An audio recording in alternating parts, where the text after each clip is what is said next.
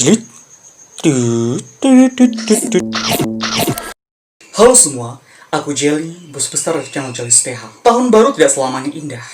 Di tahun 2020 yang dipenuhi ujian bagi seluruh umat manusia di muka bumi ini, ternyata diawali dengan misteri yang kelabu pula. Sebut saja kejadian keracunan yang terjadi di Kabupaten Jember pada pergantian tahun 2019 ke tahun 2020 silam.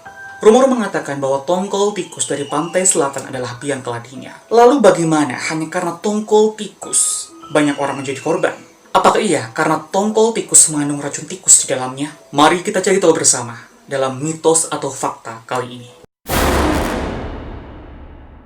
Tepat pada pesta tahun baru 1 Januari 2020, saat sebagian besar orang meramaikannya dengan acara bakar-bakar ikan, 119 orang dilaporkan mengalami gejala gatal, mual, nyeri perut, pusing, lemah, gemetar, dan syok. Jumlah pasien kian meningkat hingga mencapai 199 orang pada hari yang sama. Pasien yang mengalami gejala parah dilarikan ke puskesmas terdekat. Pada saat itu pula, kejadian tersebut ditetapkan sebagai KLB, kejadian luar biasa, atau peningkatan kejadian sakit yang terjadi terus-menerus dalam kurun waktu jam, minggu, atau bulan di suatu daerah. Total pasien hingga 2 Januari 2020 adalah sebanyak 250 orang yang dirujuk ke 21 puskesmas di Jember. Syukurnya, 99% orang diperbolehkan kembali ke rumah masing-masing. Meskipun begitu, 50 puskesmas dan 13 rumah sakit se-Jember Raya tetap disiagakan untuk menerima rujukan pasien. Kita tentu bertanya, kenapa ini bisa terjadi? Oke, jadi begini. Dinas Perikanan Kabupaten Jember menjelaskan bahwa tanggal 23 sampai 31 Desember 2019, tangkapan ikan tongkol tikus sangat melimpah di Kabupaten Jember. Tongkol tikus ini bukan berarti tongkol yang diberi racun tikus atau tongkol yang makan tikus ya. Itu hanya mitos. Disebut tongkol tikus karena ikan tersebut memiliki daging yang lebih hitam dibandingkan dengan tongkol lainnya. Mirip dengan warna tikus sawah. Bisa jadi yang dimaksud adalah ikan tongkol abu-abu atau dengan nama lain tunus tonggol ataupun cakalang, dengan nama latin Catsuonus flamis.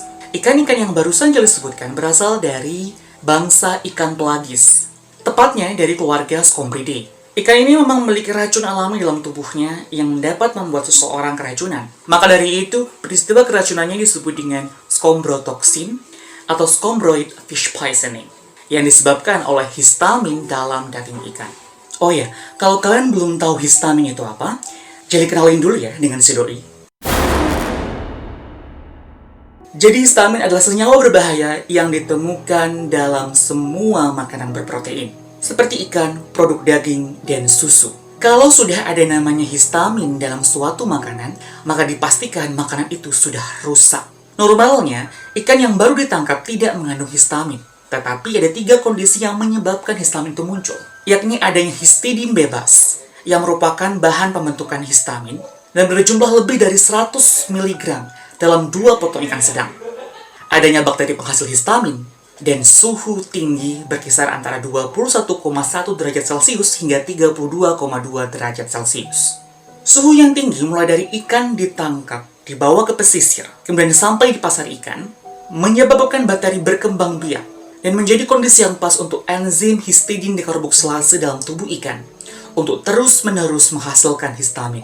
Tubuh kita biasanya hanya mentolerir 180 mg histamin. Tapi apabila jumlahnya lebih dari 200 mg, maka tubuh kita akan mulai bereaksi dan menimbulkan gejala-gejala. Misalnya ketika histamin masuk dalam tubuh, maka akan membuat usus kita kontraksi dan akhirnya membuat seseorang mengalami mual.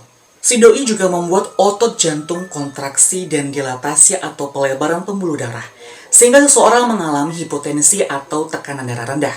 Pada saat itu seseorang mengalami pusing, syok, bahkan palpitasi.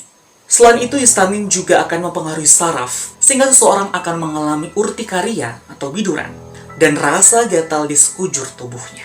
Uniknya nih, kalau kalian beli ikan yang ada kandungan histaminnya, lalu kalian masak dengan digoreng, ditumis, hingga dibakar berkali-kali, bakteri dalam daging ikan mungkin akan hilang. Tetapi, histamin yang terbentuk dalam daging ikan akan terus stay di dalamnya. Itu karena histamin memiliki panas yang stabil. Jadi, jangan macam-macam dengan histamin.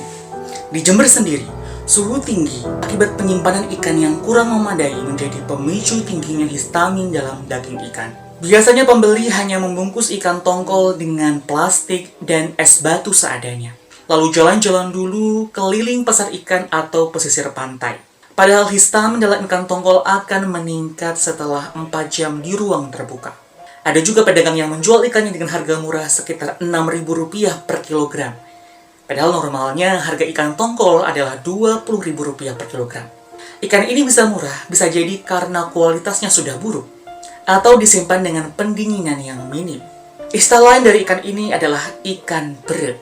Nah, biar kalian gak was-was untuk makan ikan bakar ketika pergantian malam tahun baru, kita bisa terapin hal-hal berikut ini. Pertama, sesegera mungkin simpan ikan pada suhu beku dalam freezer sekitar minus 18 derajat Celcius atau lebih rendah. Setidaknya kurang dari 4 jam setelah pembelian ikan. Bisa juga disimpan pada box ikan dengan es batu yang terus-menerus diganti atau sekitar suhu 0 derajat Celcius. Tapi masa simpan ikan hanya sekitar 18 hari ya.